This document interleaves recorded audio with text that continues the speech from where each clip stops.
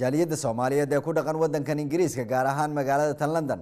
ayaa waxa ay xaflad soo dhaweyn iyo mahadcelin ah u sameeyeen Cabdiqaadir Gabayre Faarax oo isagu ah muwaadin Soomaaliyeed oo wax badan u soo qabtay shacabka Soomaaliyeed. Jaaliyadii halkaas ku soo dhaweysay ayaa sidoo kale waxa ay uga mahadceliyeen Cabdiqaadir Gabayre Faarax sida uu ugu hawan yahay inuu dalkiisa u hormariyo isla markaana uga qayb qaato horumarka uu ku socdo. Cabdiqaadir Faarax Gabayre ku soo dhawow magaalada London waan ku soo dhaweynaynaa waana ka gudoomaynaa bilad sharafka aad noo keentay hadana ummadda Soomaaliyeed.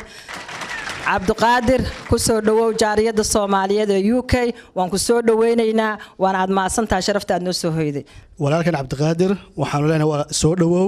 waqooyiga London ku soo dhawow waanu kuugu hambalyeynaa bilada iyo magaalada geesinimada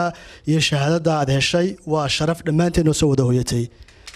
waxyaabaha kale oo Cabdiqaadir lagu xasuusto waxa kamid ah sida quruxda badan oo dalkeenu hooy oo u galiyay jawigiisa arrimaha bulshada oo ceelashii iskuuladii isbitaaladii oo waxyaabo aan la soo koobi karin oo nooga sameeyay. Cabdiqaadir Gabayre aad iyo aad ayaan kuugu hambalyeynaa haweenku way dhiban yihiin sida quruxda badan ah haweenka iyo caruurtaba aad noo caawisay. Thank you so much aan ku leenahay. sidoo kale waxa halkaasi hadal kooban ka jeediyay Cabdiqaadir Gabayre Faarax oo isagu uga mahadceliyay jaaliyadii Soomaaliyeed ee halkaasi xafladda soo dhaweynta ugu sameysay. Cabdiqaadir Gabayre Faarax ayaa sidoo kale waxa uu ka warbixiyay waxyaabihii uu ka soo qabtay gudaha dalka Soomaaliya isla markaana uu hadda jecel yahay inuu mar labaad ka qabto. waxaan si aad u mahadnaqayaa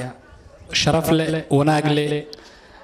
fikradda ah in kulankan la abaabulo qofkii keenay qofkii wax ka qayb galay qofkii wax ku daray qof alla qofkii ka soo qayb galay qofkii gartay inuu xitaa taageero uu farxadaas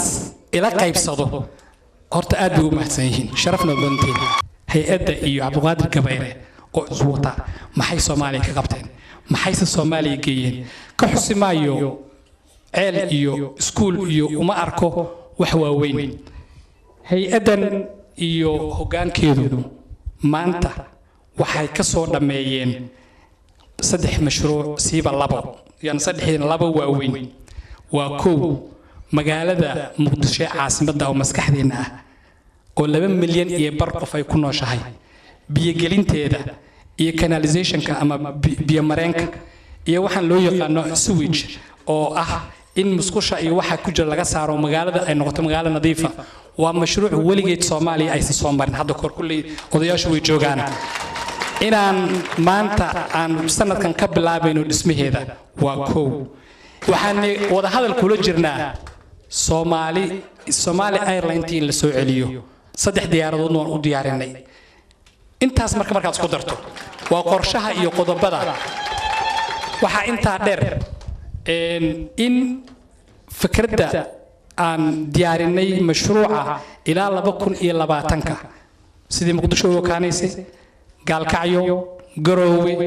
hargeysa kismaayo meel walba mashruucan hadda biyaha kale magaalo walba oo ay ku nool yihiin wax konton kun qof ka badan inaanu ka sameeyno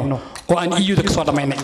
ugu dambeyntiina qaar ka mid ah jaaliyadda Soomaaliyeed ee halkaasi ugu sameysay xafladii soo dhaweynta ahayd ayaa waxa ay bilad sharafyo ku gudoonsiiyeen Cabdiqaadir Gabayre Faarax isla markaana uga mahadceliyeen wax qabadkiisa waxa ayna kula dardaarmeen inuu horay u sii wado dadaalka uu ugu jiro inuu ku hormariyo dalkiisa. Yuusuf Garabay warbaahinta qaranka Soomaaliyeed London.